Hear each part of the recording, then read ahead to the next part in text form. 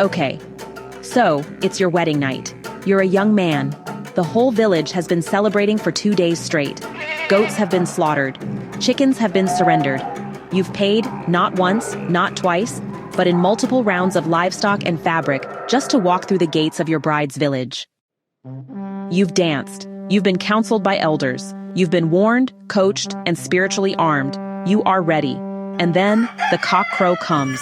The most important moment of your life is here, and you can't perform. Oopsie.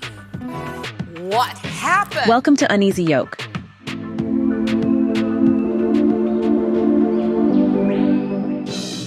We open at a traditional Namwanga wedding in northern Zambia, early 1900s. The bride is Mwinji.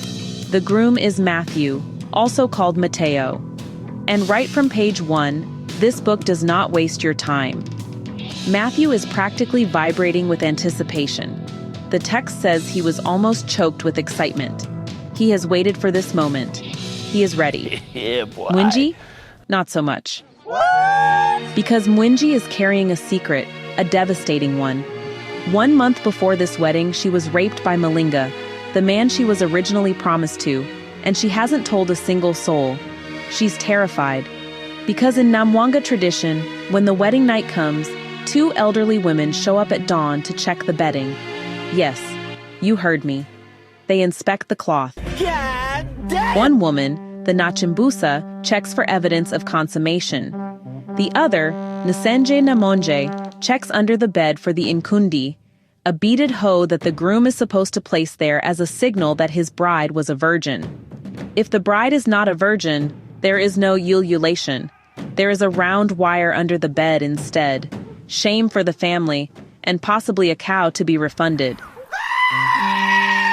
So Mwinji is terrified. And Matthew? He starts to feel strange, cold.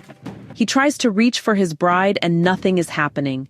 He reaches for his ichinjila, a protective amulet made of cowrie shells, animal bones, and roots, but he's fumbling. He can't even put it on. He has a dream where he fails. He wakes up. He's still failing. The cockcrow echoes. Footsteps approach. It's Mwinji, in the end, who has to help him put the amulet on his forearm. And we are only on page 10. No. Now let me tell you who these characters really are, because this is where it gets juicy. Mwinji is not just beautiful. She is legendarily beautiful. Songs are literally composed about her in the village. One goes, and I'm quoting directly from the book here, "Though some of you have big and well-rounded bottoms, the number one beauty is still Mwinji." The village poets were really doing their best. She is the most beautiful girl in both Musasengomba and Kasichila. And this beauty, as you'd expect, is both a blessing and a burden. Wow, the power of women. Now Malinga. Oh, Malinga. Where do I begin? Malinga comes from a wealthy family. His father, Kwiwe, never misses an opportunity to show off. And Malinga himself? He is a womanizer, a boaster, and a man who has been banned from traditional wrestling for kicking his opponent in the head. What? Yes! He wrestles animals sometimes, just to let you know what kind of energy we're dealing with. What the hell? He boasts openly about sleeping with other men's wives.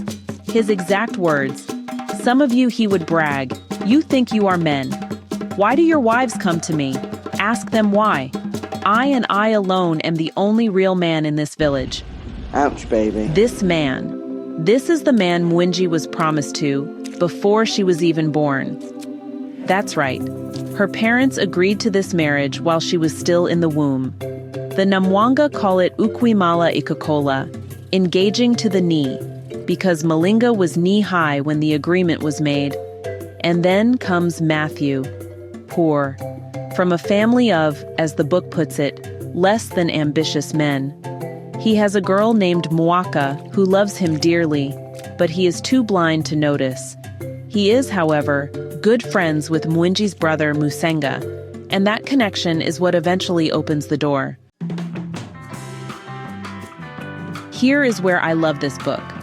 Because the love story between Matthew and Mwinji, it does not start with them. It starts with their grandmothers. Matthew's grandmother, Solange, goes to visit Mwinji's mother, Chituntulu. They exchange pleasantries, the Namwanga greetings go back and forth for a while, and then the real conversation begins. Chituntulu has a problem. Malinga has impregnated another girl who has moved in with him. Chituntulu doesn't want her daughter in a polygamous marriage. She says, and I quote, Just listen. "You know, girls of today are not like those of our time." Solange pounces on this opening like a seasoned negotiator. She suggests Matthew. Chituntulu lights up. They agree to arrange a meeting for the young people. But here's the complication. At the exact same time, Mwinji's uncle Zevianji, who is the head of the homestead and deeply materialistic, has already agreed with Kwiwe's family to send the Katawampango, the marriage negotiator, the very next morning. So there are now two families moving their chess pieces simultaneously, and caught in the middle is Mwinji. Malinga visits that evening. Mwinji, done with his nonsense, publicly tells him at full volume, loud enough for everyone to hear, "If you ever come here again, it is not me you want to see." The village erupts. Zevianji is furious. He confronts Chituntulu, but Chituntulu, low-key, had already told her daughter, "Keep your neck. Beads are not difficult to come by.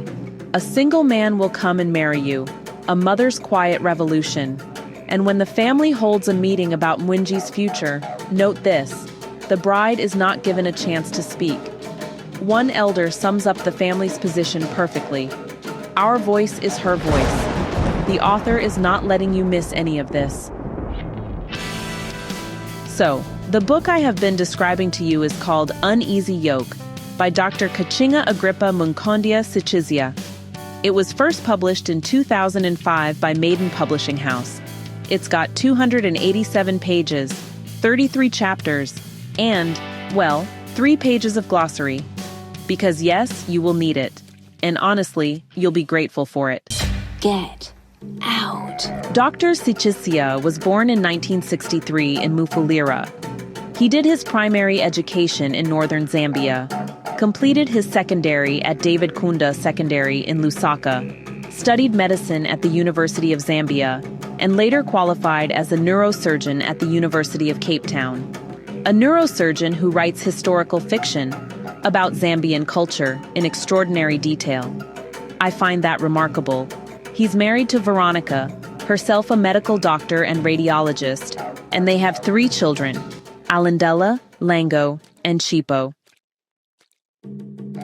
Now my thoughts. This book is doing something that I think a lot of us underestimate when we first pick it up. Yes, it's a love triangle. Yes, it's dramatic. But underneath all of that is a very serious project. Dr. Sichizya is documenting the Namwanga people, their marriage rights, their proverbs, their relationship with witchcraft, colonialism, gender, and identity, at a time in history when all of those things were under enormous pressure. The early 1900s in this part of Africa meant the arrival of the British. It meant the hut tax. It meant a white district commissioner named Mr. McKinnon, who could order the public beating of an old man like Sosapika for the sins of his grandson. It meant Christianity arriving and telling people that what they had always known was wrong. And into all of that, Dr. Sichizya drops a love story. Because love has always been one of the most honest ways to show what a society truly values and what it fears. The proverbs alone are worth the read. My personal favorite? The hut you do not sleep in is coveted by the appearance of the roof, meaning you only admire someone else's marriage from the outside. You have no idea what's happening inside. That, in one sentence, is the whole book. If you are studying this text, whether for school or for pleasure, I want you to read it slowly. Let the language settle. Pay attention to the women in this story, because they are doing the most important work, often in the quietest ways. And if you have already read it, let me know in the comments. What did you think of Mwinji, of Malinga, of Matthew's wedding night panic? I want to hear from you. If this was helpful, give it a like. Subscribe for more content like this, and I'll see you in the next one. Hey, thanks so much for hanging out with me today. If you're interested in diving deeper into this book, I've left some links down in the description. You can use it to grab yourself a copy and keep the adventure going. And if you're in the mood for more great reads, don't go just yet. Click on one of the videos popping up right now that I think you'll love. And don't forget to give this review a like, leave a comment, or even subscribe if you'd like to see more. Every bit of support helps us grow this little community of book lovers. See you in the next one.